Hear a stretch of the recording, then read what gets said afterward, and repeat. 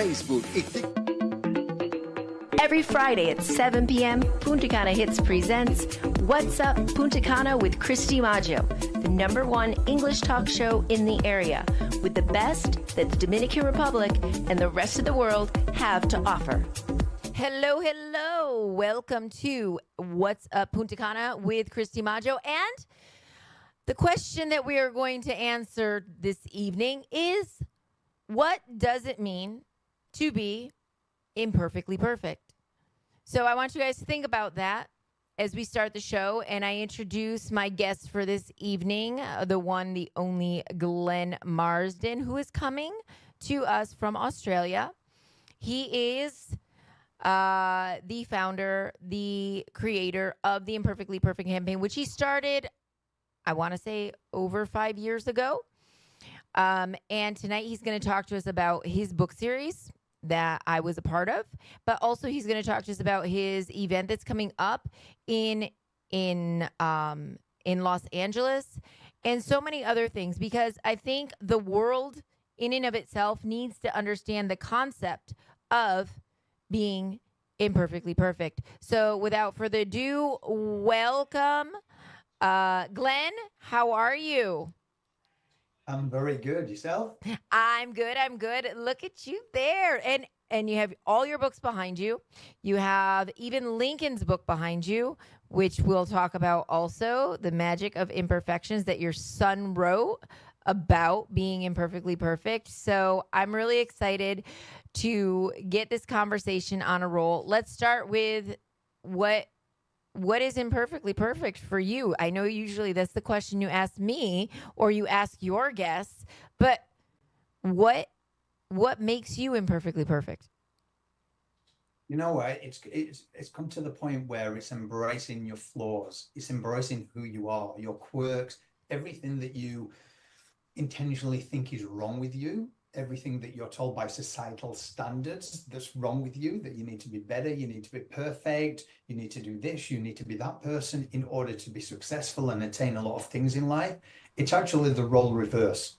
Mm-hmm. So it's appreciating yourself for who you are, your authenticity, and actually letting those flaws, those what some people would pertain as weaknesses, which are actually your inherent strengths, to shine through and be your natural self. Yes, I couldn't agree with you more, because when you think about being imperfectly perfect, it's kind of like the snowflake, right? Every snowflake is different. We're all meant to be who we're meant to be, but yet we live in a world where everybody's trying to do the same, be the same, fit the same, and it's tiring. I mean, it is. Yeah. So let's talk about that for a minute, and in how you got started with the Imperfectly Perfect campaign, which we know, so many know, but where, just a little brief intro on where this all stemmed from, where it all came from, for those that don't know. Yeah, it actually stemmed from a searing pain of myself going through mental health struggles with body dysmorphia, started comparing myself, as a lot of people do these days. And essentially, it's only gotten worse with social media. In hindsight, I look back and I started my issues when I turned 30 and I was comparing myself and my body, being in the fitness industry, with everyone else. Social media was heightening that. Every time you turn it on, you think everyone's looking better than you. So from that point and turning social media off to turning it back on at one point, because I did photography and I took pictures of my child at the time, to seeing that an old friend from the UK who I used to actually train with, who I'd not seen for years, had passed away. There was no story, there was no back end to anyone putting whether he was ill or a lead up to it. So I reached out to friends back home, and sadly he'd taken his life. Corporate career, a young son. I'd got a young son. His story could have very well been mine had I have had a clouded moment of judgment when I just wanted the pain to stop. Fortunately for me, it was a turning point for me where I sought help. And I suppose you can say this mission was placed on my heart by God. Yes. To actually bring people back, to remove those masks, to stop comparing, competing, and looking what societal expectations put on us, to actually appreciate who we are, who we've got, those memories, and making them as we move along one step at a time. Mm-hmm. Yes. And your journey started, and we often talk about this with your deciding to take off that mask and to start interviewing people, public figures, celebrities who allowed you to really and truly, and we can kind of see some of them behind you, photograph them in their most raw and their most vulnerable moments. What was that about? It was a sense of one day being on the bus going to the city. I live in Sydney, Australia, and I was seeing all these highlights of this national campaign for mental health. However, I wouldn't have known, and I don't think a lot of people would have known it was mental health, as pertaining to the picture. It was a little old lady with a bunch of flowers in her arms. I was on the bus on the way to work, so it intrigued me. I read the post, and it was about a little old lady who'd lost her husband to suicide, unfortunately. Now, to me, I was like, you're cutting off a whole generation of the younger generation because they're not going to associate an old little old lady with a bunch of flowers. And secondly, we're time poor. Going into that city, if I hadn't have taken a moment out of my time, if I'd have been scrolling on my phone or anything else, I would have missed that. However, in hindsight, that campaign may have done what it was intended purpose was to get out there. I don't know. But at the time when I had that searing pain of losing a friend and I'd been struggling myself, it was almost a smack in the face of going, well, we're missing reaching people. So what can I do? And because I did photography on the side as a passion, I just started reaching out, this inherent ability to reach out and connect with people because I'd been in fitness for so long, I didn't look at professions or titles. And I thought, what is stopping me reaching out to some of the biggest names in Australia through Home and Away and Neighbours, which are predominantly the two biggest TV shows here, corporate leaders. I was working in fitness at the time, so I was looking at the big professional personal trainers that had this huge platform, and I sent them a voice note. I didn't think about it. And this is a thing I think in society today. People are like, oh, people are unreachable, they're unobtainable. I didn't let that stop me. I had a mission placed on my heart. I thought, you know what, I'm going to do this. If it works, it works. If it doesn't, it doesn't. The next moment, I started hearing from people. I set my premise. I said, look, I want to take the masks away. I know that you're used to going in studios, you've got hair and makeup, you've got lighting. However, I want to take that away. I want to catch up with you in a disclosed place, and I want to shoot you. I want to take your portrait. I want you to bring a piece of literature or a piece of music to take you back to that place, not for long, of when you were struggling mentally, emotionally, physically, whatever it was, and we can capture that. And as you can see, if you're looking on screen through this, this is Mel, there's Paddy, there's Rebecca Gibney, a lot of the Australian biggest names. And as soon as it got into the public eye through Instagram, that's all it predominantly was. I had no background in marketing at the beginning or anything else, and I put it out there. And I'll say God did his job, got it in front of the right people, and within 3 months, it hit all the networks and the publications in Australia, and 12 months to America. Wow. And I mean, and that is a testimony of what God can do, but also, those little pieces and those things that are placed on your heart in the moment are, a lot of times people often turn themselves off before they even start. They're like, oh gosh, it's not meant for me. I can't do that. What is it that, I know as now, a business leader, mentor and consultant more so than anything else, in your experience of going from I guess we would say like the amateur learning of it all to now, having gone through it all, what is the important part of recognizing opportunity? It's positioning yourself. It truly is. Like I said at the beginning, you can go from that naivety, you can go from that amateur level of putting one foot in front of the other, but that's never going to change. Each level of business, it's just a different ball game. It's a different level where you have to step up. But one of the main things is positioning yourself. So at the beginning, you wouldn't know you were positioning yourself, but as you start growing and realizing the network, the people that you associate with. Now, I've got a big thing about when I hear this quote, when people say the 5 people you hang around with are going to make you or break you, right? I understand the concept of that. But it doesn't mean to say that when you are out there trying to make a difference in people's life, that you have to move away from people who may be on a lower level than you. You want to bring them up with you. You can always help people along your journey. But if you truly want to make a difference and you want to amplify your message through marketing, through PR, through networking, you need to show up consistently and daily. I mean, let's take it back when I started. I jumped in construction 12 hours a day, 6 days a week. I was getting up, I was going to learn everything in terms of implementing strategy, lining the photography up, doing the editing. I was learning how to do email lists, databases, funnels. And on the back end of that, I was listening to podcasts, how to market, how to do this. So I was positioning myself, again, at the beginning, like you said, that amateur style. I didn't know I was positioning myself. But that's what I'd say to anybody who's starting something. Unfortunately, what I help people do now who have got a mission placed on their heart, but they don't know how to do this stuff, I help them amplify it to the world so they don't have to go through those early steps. But I wouldn't take it away.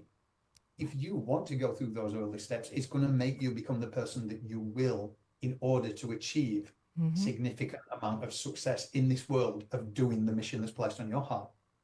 And I think you appreciate it so much more, because literally you're working full time and you're learning full time. And I think that's what a lot of people don't realize. A lot of people want to say, oh, I really want to go into this and do this. They quit their job and then they're like, now what do I do?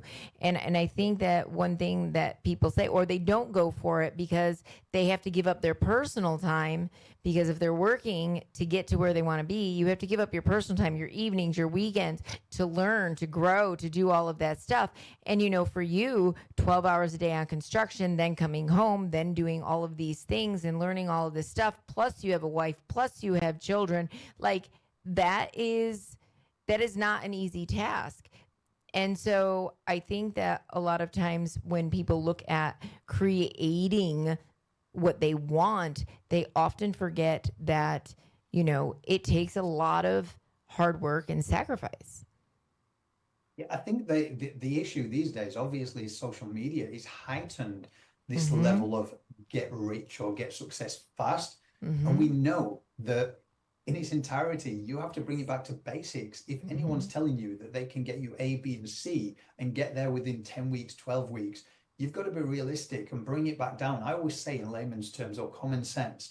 So within 12 weeks, do you literally think that you can go from A to Z, learn and implement strategy, funnel systems, network with the right people, get in the right rooms, then on top of that, create credibility and a reputation through publicity maybe, or essentially aligning yourself with the right people, learning how to monetize, making something sustainable, let alone leverage it all so you can keep on bringing it in, then pay your bills on top of that, and then learn about the psychology of it all. Because if you've got triggers, if you don't feel good enough, if you aren't worthy, if you don't know how to have confidence in yourself to get around the right people, that is a big issue within itself. So I always say, bring it back to basics, one foot in front of the other if you are starting out. But don't fall for this trap of social media with people saying it's great that I can get X and I'm earning this amount of money, because the most amount of people I've interviewed through my campaign, and these are some of the world's biggest names across all industries, there's a question I ask: how long did it take you to ultimately become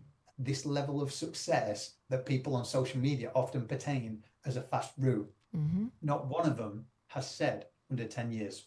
Yeah. And that is, and I know it, I can attest to it too, because I mean, when we think about it, everybody says, I have the blueprint for your success. Well, that was the blueprint for your success.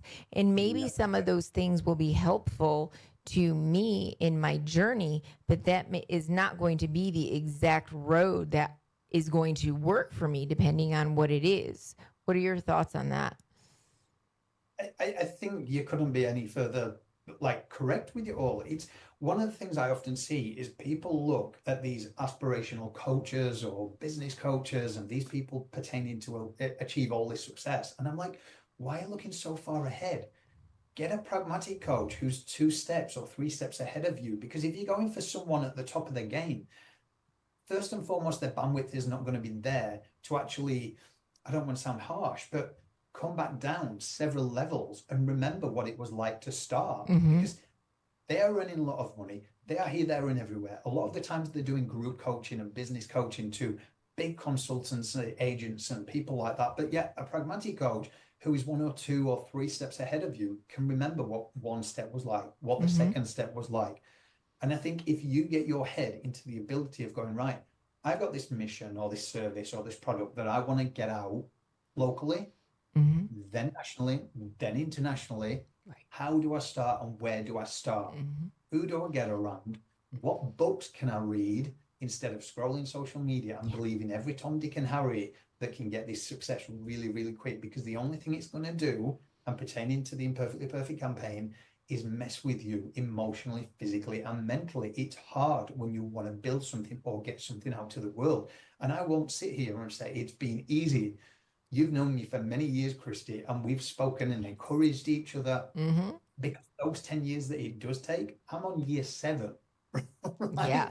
So I know there's at least another 3 years of consistency, keep on going and building. And I'm at a level where I've made it sustainable. And hey, some people could say successful, but when you're a high achiever and you get around the right people, you realize how much more you've got to grow.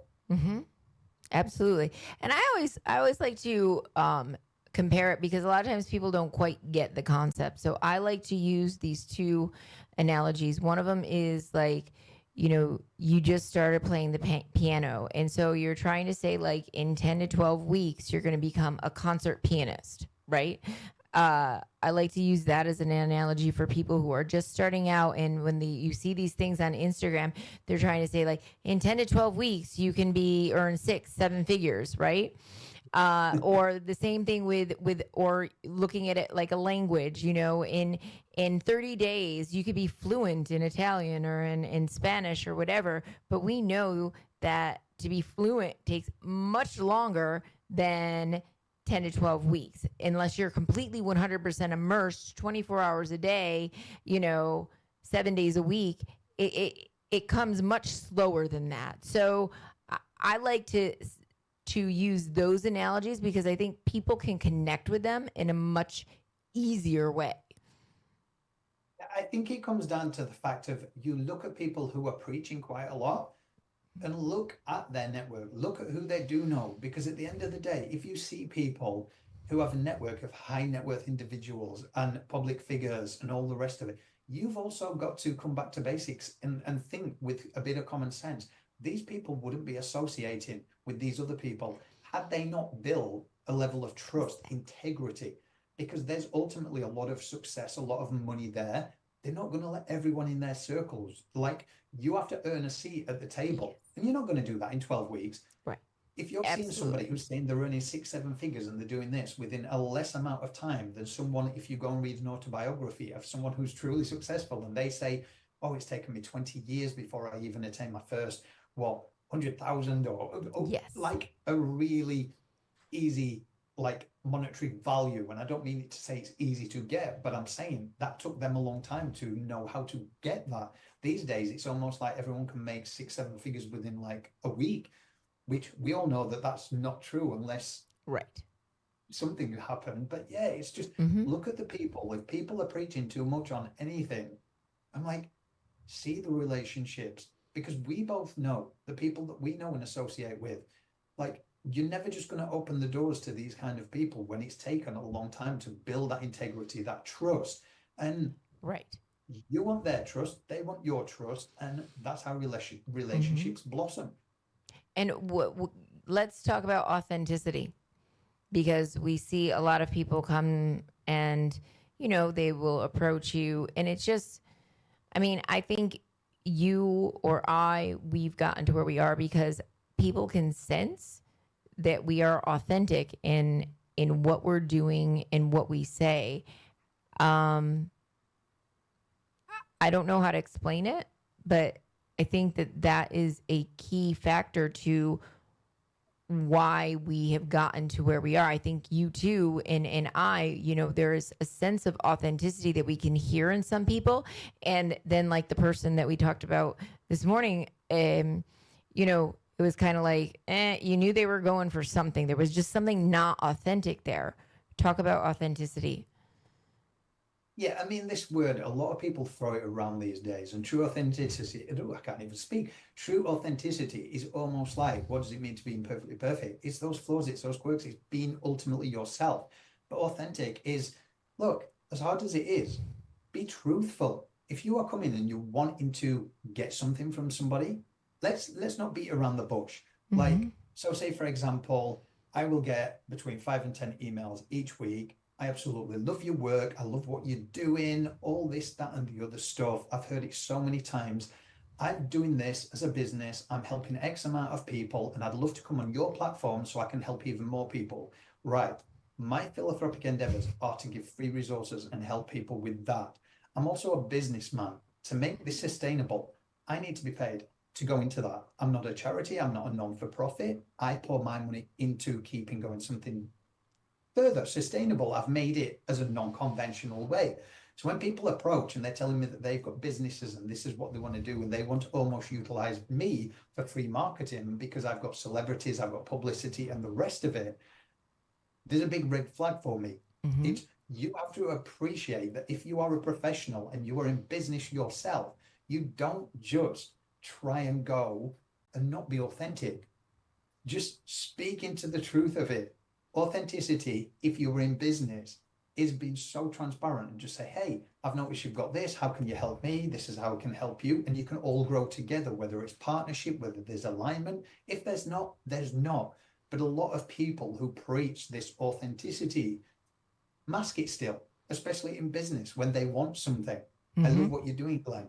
I'd love to do this. I'd love to do this. But all they're wanting to do is help themselves a lot of the time. Right. To utilize your platform, your reach, the visibility towards driving people towards them so they make money, right?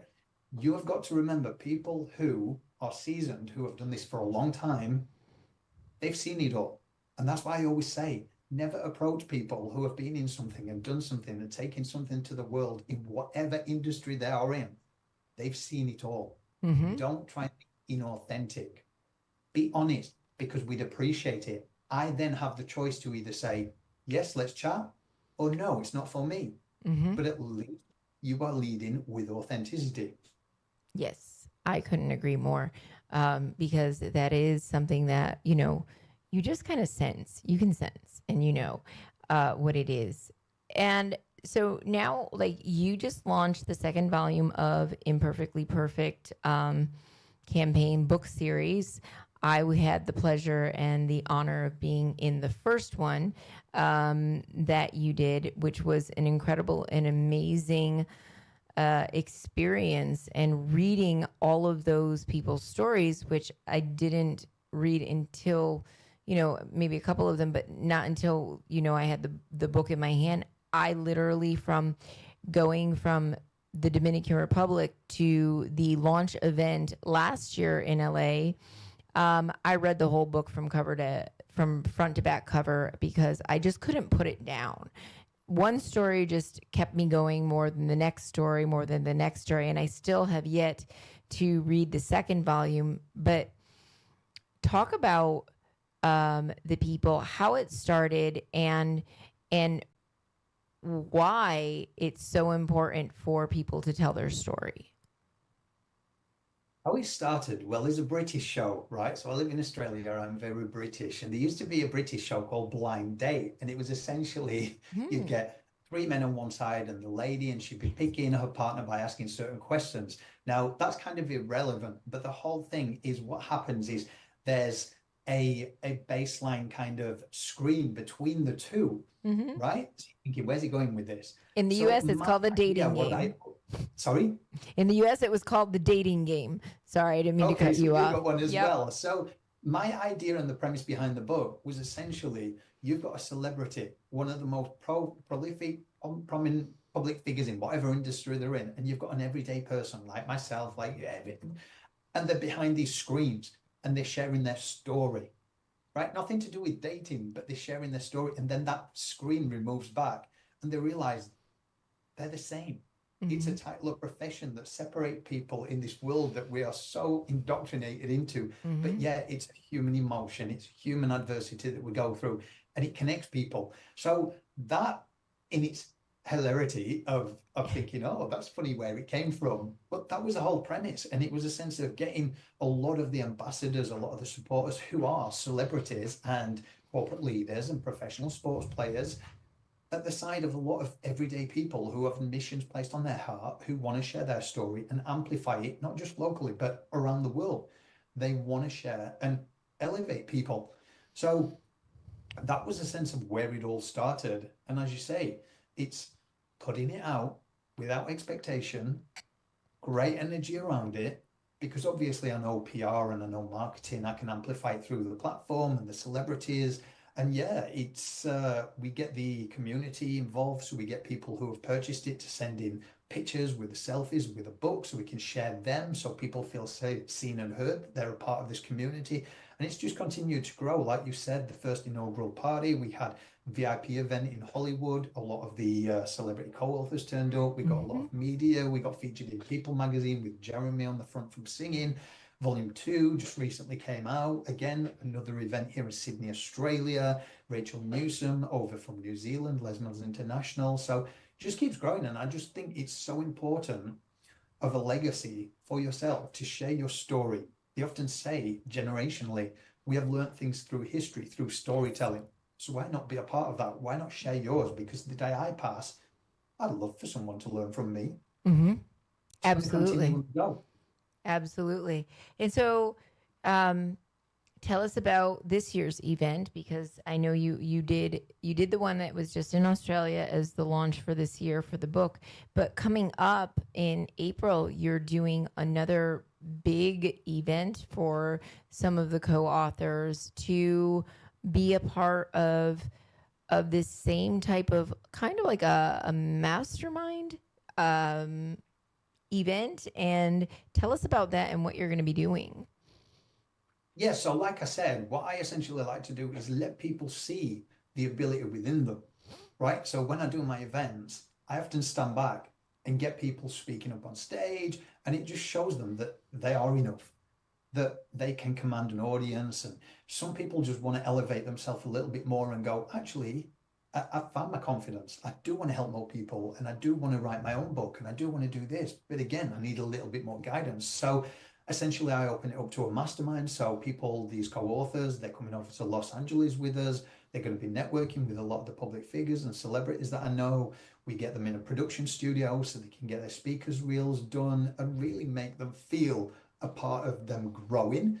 Because often, like, it's, you can see a book, right? And people think that's ultimately the end result, but it's not. There are so many people who put books out, and then it's kind of like, I always say a British saying, it can be yesterday's fish and chips wrapping paper if you don't know what to do with it. Yeah. If you've got a small community, maybe friends and family, they'll purchase your book, but how do you keep on going? So these masterminds, we put the event on. It's an intimate event, so people who literally have created a seat at the table, they come in, they network, there's partnerships. On top of that, they get to go through the mastermind with me and understand the intricacies of marketing, how to leverage public relations, and then how to network the right way. And when I say that, it's about that longevity. It's not about expectation going in and say, I need to connect with that person because I want this and I want that. No, it's a totally different, unprecedented way, which you know yourself. Yes. We're very much the same in terms of networking and the sincerity, and it's how we become so successful in our own fields. Absolutely. And I think for a lot of people too, when we think about, let's see, networking, like I say networking in the sense of like, that's the first time you meet someone. And then you decide whether or not while you're networking, you want to build a relationship, right? It's one of those things where we network to meet people, but then it's those people that you feel that energy that you come across, that you really and truly connect with, that you end up building relationships with. And I think that people don't quite understand how difficult and how much time it takes to build relationships, because they think they're going to network, they meet somebody, bada bing, bada boom, we're best friends. So tell us about that. Yeah, I think it's, and we can take it back to myself and you. We connected, maybe 4 or 5 years ago through COVID on a platform. Yes. And We didn't know each other. It was a connection that somebody introduced us, but we took it off the platform. Yeah. And look at us today. We've got this great friendship. We've done work together, projects together, and it just goes from strength to strength. There's no expectation there. You actually get to know the person behind the profession. I mean, at the moment, with LA coming up, we've got the incredible co-authors, Claire Smith and Sharon Wright coming over, and a couple more in LA. But the thing about those two is I've just been teaching them at the minute that whole sentiment about your network is your net worth. Now, we can go into the whole quotes that we see on social media, and I'm very transparent in saying I used to think, yeah, I know what that means. Obviously, it's just like who you're around. But until you truly learn how to network and realize having the credibility, having the doors that can be opened from the influences that you are with, this is what I love to teach now, because Claire and Sharon Space, when you're teaching them these things, and it's nobody's fault because you don't know what you don't know. And then they're realizing, they're going, oh my God, being in a room with these amount of people, it's not who they are, it's the energy and the wisdom and the intelligence and the advice and the insights that they give. And then you go, wow, this is incredible. And it can only elevate you going further. So if anyone's going into networking with the wrong idea of basically they go on LinkedIn or anywhere to do online networking, and they're going in thinking, right, I actually don't know what to do. You know what? I'll give you some tips. Listen to people. Active listening and effective communication. As soon as you start truly listening to people, you'll see from their energy who you resonate with. Reach out to them. Let them know that you resonated with them. Take it offline. Build a relationship without expectation of how long it's going to be, because partnerships and opportunities always come maybe a year or two later. Yes. Spend time getting to know people, and I mean really knowing people. And then if you are one of these people that's an introvert and you're going to a networking event and you're like, I can't even approach people, right? Preempt it. Write some questions down so you can reread them. Like, if you see a group of people and you're just stood there on your own, just go up to them and literally go, hey guys, I'm on my own. Do you mind if I join you and just have a listen to what you're saying? 9 out of 10 times, people are there to network with you. So they're going to go, yeah, of course you can. Oh, tell us about you. It's simple as that. But you have to remember the follow-up, the consistency. And a lot of people don't. Yes. It's like you said, it's I'll go networking and then, oh, I've got all these cards. Hey, look, I'm great. I've got all these business cards. What are you going to do with them? Yep. And it's true. And it's hard because you go to some of these events and you meet all of these people and they're all great. And like, it's, I don't want to say it's like another job, but it's very time consuming.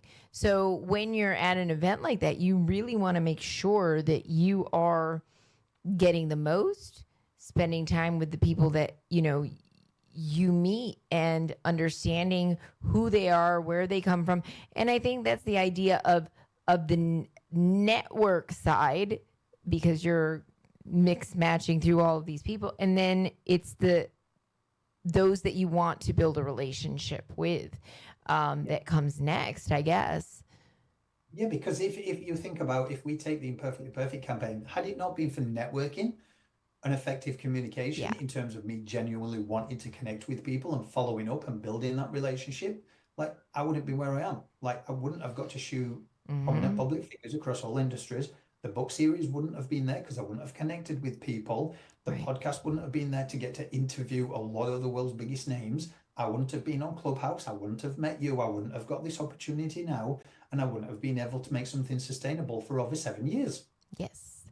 And that is very true. And all of that, like, and this is the thing, like, it's not like you went into it and said, okay, I am going to be at this point in 7 years, right? Like, this is the one thing that people stop and don't think about. Like, they have this big idea, but then they're it overwhelms them. They're like, well, how on earth am I going to get there? Like, it starts with one foot in front of the other, so to speak. It started for you with seeing that advertisement, and it was that. Then it was the ripple effect. Then from that advertisement, you're like, well, I think I could possibly, you know, what about the other people that this is not reaching, and what can I do to do that? And then it was, I have an idea. And then you put that idea on top of the other thing. And then after that you photographed. And then after that you put one more thing on top of it. And then after that, it was just, and so when people are out there and they're thinking about, wow, I want to do this, right? They often forget they want to go from A to Z without going through B through Y first, And I think that comes from social media a lot of the times because there's so many people out there. Remember, your journey is yours, right? So like you said earlier with the blueprint, you will have a lot of people and say, you need to be focused on the end result, the strategy. You need that blueprint to know to get there. Sometimes you don't. Right. Yes, you can have your why. Yes, you can have your end result of where you think or you wanted to go, but then doing incremental little steps, because at the end of the day, if you don't know how to do A to B, like you just said, then you're not going to get to Z. Right. Like, and as we've often seen, the things that you truly think that you want aren't the things when you become a different person with the confidence and you realize all these little things that you need to learn. You change trajectory and you go, oh, actually, this is a lot better than I envisioned it. So I never saw myself doing books. I didn't see myself doing events. I was taking photos of public figures. So now I see myself doing events and I love standing back and watching everybody else on stage and really letting people see that they're enough. Like, it's hard to believe these days with social media because everyone's wanting to put themselves out there and get this and this, but there are still a lot of us like yourself with what you do with all the children that truly go, yes, we've got to put ourselves out there to gain the credibility, to get the reach, so we can amplify and get the money so we can help more people and make them realize that they too are enough. And then you can sit back and actually go, wow, look what I've done. Look what I've created.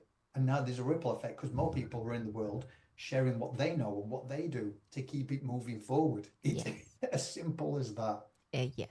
And I couldn't agree with you more, because that is the thing. Like, it's the next thing that will eventually come to your mind at the moment that it's meant to come to your mind, from the one thing that you start. And I don't know, this keeps coming back into my mind and it keeps on saying, to ask him. And so I can't let it go. So I'm going to have to ask you. So there is a statement from this book in the very opening sentence says, thoughts are things and powerful things at that. How do you interpret it? Ooh, I would literally say any time that a thought pops into your head, it's that little nudge. It tends to be that little nudge. You can call it God, you can call it spirit, whatever you believe in. And if you act on it with sincerity and passion, they will become powerful things. It's almost like the saying, you can think of something as small as a mustard seed and it will become the mountain. That starts with your thoughts. When I was going through body dysmorphia, I saw how detrimental and how deep and dark it took me. But then when I got better, I saw, well, if it can do that and my thoughts can take me that far down, how far can they take me the other way?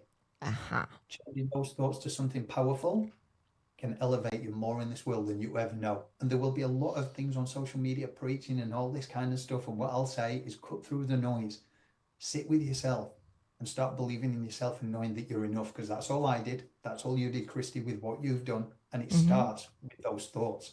So that's what it means to me. And I think that too, in that, like you said, they were your thoughts that got you into body dysmorphia, that brought you all the way down, but then they were your thoughts that brought you to where you are. And your thoughts ultimately are what control your entire life, your entire being. And I think that when we're talking about mental health and people who are struggling nowadays, it's having the ability to control their thoughts that will allow them to move forward, stay where they are, or move backwards. Exactly right. Couldn't have said it better. Someone said to me the other day, and I'd never thought about this when I went through body dysmorphia. For anyone who doesn't know it, I was obsessed with perceived flaws, which is the irony of imperfections, loving your flaws. Well, they said to us when I had body dysmorphia, it was an obsession looking in the mirror at perceived flaws. And they was like, well, think about where you are on your journey at the moment, what you're helping other people. They're breaking that mirror. They're breaking that self into stepping through. And how long did you do it? you was consumed with looking in that mirror at these perceived flaws, and you broke through it. You broke through to the other side, and now look what you've ended up doing, Glenn. Yes. And I think that that's the important thing too. And I think that's why the book series is so important, because as we all struggle through different things, and we're working towards it. It might be you're overweight. It might be you're a perfectionist. It might be you have an eating disorder. It might be that you're an alcoholic, or you were addicted to drugs, or whatever it was, and then you got out.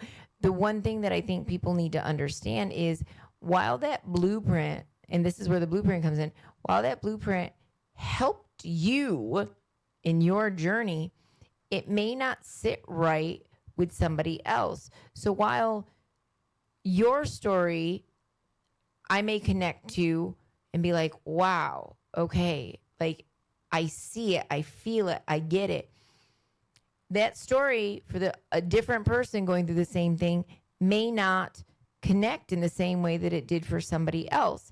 And so I think that that's why it's so important when you're sharing and you're bringing other people's stories to light, because it might be one of those stories in that book that hits home for somebody, that says, and it just clicks. They could be going to therapy for years, and it just they just never could get past it. But now they read somebody's story from your book and they're like, I get it. Right? So I think that's the power of this series as well. Yeah, you couldn't have said it any better. It is. I mean, we can always talk about books and endorse books and say this is amazing and this is this. But what I'd say is check out the campaign, see what it's about, and read people's stories through the campaign at all. Like, even without plugging the books at the moment, you can check out people's stories on it, which will lead you to the book, which is more thorough of people's chapters and a fuller story. But again, you have to ultimately connect with people. When I was going through my struggles, I went to see a psychologist. It was very clinical. I didn't really adapt to it. I was like, this doesn't, until I came back to Australia after living in Thailand for a while, and they connected me with a personal trainer who essentially had gone through body dysmorphia. Opened up about it. I connected, because it was that down to earth, it was that level I could resonate. And he told me his story. So I connected with his story. And these series, volume 1, volume 2, we're coming up to volume 3 in June, is that in its entirety. There are people who talk about, obviously myself with body dysmorphia. You was talking a lot in the corporate world and building up, and then in your younger years as well. There's grief in there. There's anorexia in there. There's sexual assault. There's so many people's stories, and it's not a woe me story by any means. No. It shares story, and it shows people there's light at the end of the tunnel and how they turn that around and have gone on to do some incredible things in this world, helping other people. And I think that is the key part, because other than the books, you have the podcast that anybody can listen to at any time. You have the magazine that is out there that, like you said, is also sharing other people's stories, that is also, a work of art, I would call, from you, that you create every month for people out there. So there's a lot of free resources, like you said, as well. You also have the YouTube channel with the visuals and the actual interviews of the people that you have done. So, you go above and beyond in order to reach and help people, and bring light to the dark where people may be sitting right now. Yeah. Well, thank you for saying that. And it's because it comes from my own adversity. Once you've been there and you've hit that rock bottom, you see it. It's you see a gap, and you're like, you want to help. It's like you with the kids at school. You want to make it different. You go above and beyond. It's because you've been there. You know how it feels, but you also know that to make an impact, you need people to also pour into you in that energy, so you're not depleted and you're not just giving. You can give as many free resources out as possible, but yet this is where the networking comes in, and the marketing and learning all the facets of business, so you can make these things sustainable and keep on growing and impact even more people. Because I think that's the other part of it too, is that you have to look at it. It needs to be sustainable, right? Yeah. I love kids. I love education. I would love to educate the world. However, at the same time, you have to make it sustainable, and you have to make it to a point where obviously we all need money to live. And and I was just talking about this on the last show, you know, you have to put the oxygen mask on yourself before you can go and help other people. And you need to, so that it can be sustainable. So as you grow, you can help more people. And I think that a lot of people, they have something placed on their heart, or vice versa. They just think about the money, and they want, and that's okay. But at the same time, we know that there has to be a balance between the two. And when someone comes to you and says, "Oh, how did you do this?" or "How do you do that?" or "What advice can you give to me?" or "How do I get started?" I mean, what do you do? What do you say? For me personally, again, I will be humble and honest. At the beginning, like a lot of people, if you truly got a heart and you want to help people, you do go through that season of helping too many people and depleting your energy and realizing that no one's pouring into you. And you're like, as much as I want to help everyone, I can't do this. I'm working in construction. I'm helping all these people. I'm doing this. So that's when things turn around. And for me, I always say that's a lesson that is a pure blessing, because you realize that there's nobody there to pour into you. You can't make something sustainable or grow. So these days, I make it very clear that I don't let people blur the lines. When it comes to the free resources, the Imperfectly Perfect campaign, they're my philanthropic endeavors that I pour into. It's not funded. It's not got grants. I don't ask for donations. I don't believe in any of that stuff. Each to their own with those people that do. I just did it non-conventional. However, when people come and they want my skill set, they want to know how to get their message out, their product, their service to the world. Essentially, without me or without people like yourself, they'd be paying tens of thousands of dollars to market their product, their service, and themselves. So what a lot of people tend to do is see something that has gained traction and they want to jump on it. They want to gain or retain the attention towards them. Well, hey, I can teach you what I know through my book series or through my events. You want to become a speaker and all the this is how that authenticity works. You need my help. I can help you, but you have to invest. Like you've got a business, you want people to invest in you. It's the only way you can provide for your family, you can elevate, you can help more and more people. So as long as people are out there and just calling it for what it is, and that's effective communication. That's as you grow and you're around the right people, which takes a long time as well. They are so honest to the point they're just transparent. What do you want? Just tell me. Yep. And then we can either move forward or we can go separate ways. And that is so very true. You've been around a lot of multimillionaires and billionaires, and you're like, oh, wow, they're so blunt. But they're not. They're just time poor. So well, because to them, explain what you need and what you want. Tell them how they can help you. If they can, if they want to, they will. If they won't, it'll be a no. Easy as. You're not being offensive. Yes. And I think that the important part there that just popped in my head is time. Time is money, right? So for them, and especially they know because they're being pulled in this, that, and the other way. And for us, knowing how we are, it's like, okay, what do you want? Let's break it down. Like now you and I are like that. We're just like, okay, let's build a relationship. Da, da, da, da. Now we're just like, okay, just call a spade, be transparent. What do you want? If I can help you, I will. If not, I won't. End of story, you know? And now we've gotten to that point and now we understand because time, it's fleeting. Like there aren't enough hours in the day. And as it gets bigger, and I can't, you know, and then I think, wow, okay, now I get it. Like, what do I want? What do I want? And I'll never forget when Naveen asked me that question, I'm like, I just want to get to know you. Like, and he always teases me about that. Like, you know, and it was just one of those things. Like, I just wanted a mentor. I wanted to learn from somebody. And he's like, okay, that's fine. But just tell me what you want. You know, and I don't think enough people get to that point. No. It's like you see people on LinkedIn, and we've all been there at the beginning, and people are like, "Oh, do you want a coffee catch up?" Well, what for? What's the outcome? What Yeah. are we going into it for? But at the beginning, we're all naive. We don't know what we don't know, so we're like, "Yeah," and you sit on there for an hour talking away. There's no end result for either of you. Yes, I agree. I need an agenda now.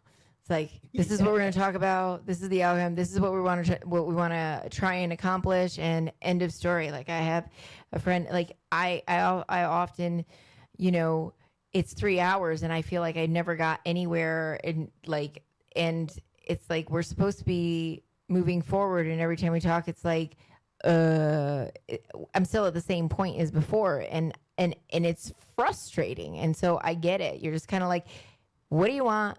This is what it is. Okay, let's see if it connects. Let's see if it is. But even like you with people with the book, like, okay, you send as much information out before you jump on a call with them. So this way it's not a waste of time. They know what it is. And if they are serious and interested in being a part of it, then you get the call. It's the truth. And if you're reaching out to people, I will say this, because people could ideally say, well, you reached out to celebrities and got them involved with what you did. I did, but I did it for a cause to help other people. It wasn't for business. It wasn't to make me money. It was an awareness, which is why we give free resources. We're not a non-for-profit. We're not a charity and everything. So you've always got to put yourself in those positions and think, okay, if I'm wanting something and it's towards my business, I have to act as a professional here. And I have to go with that mindset to that person who's also got a business. Yes. If I'm doing something to make a difference in this world and really want to help people and ask for help, then it's up to them whether to say yes or no. But business is a different matter. If a celebrity was like, oh, Glenn's making all this money off this, well, that'd be different. Yeah. Because that's a business and that's a business model. What I do now is essentially don't blur the lines because of the skill set that I've acquired. And remember, if you go to university, you learn a skill set, you learn an expertise, you learn knowledge. Yes. The exact same thing. You're implementing every single thing. And after 7 years and taking something to the world and continuously doing it for 7 years, you know a thing or two. But that is not to lead with arrogance, because as we say, me and you talk about it all the time, what God can give, he can take as well. So stay humble, but also you are not there for the taking.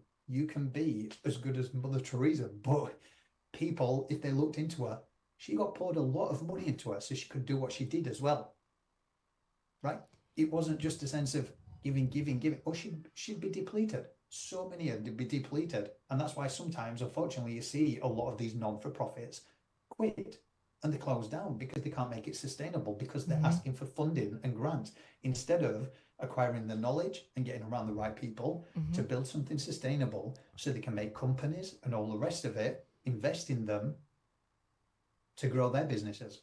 Yeah. I remember when we had that conversation in the very beginning about it, non-for-profit, profit, non-for-profit. And I think you did the right thing in that sense, because like you said, a lot of them end up shutting down.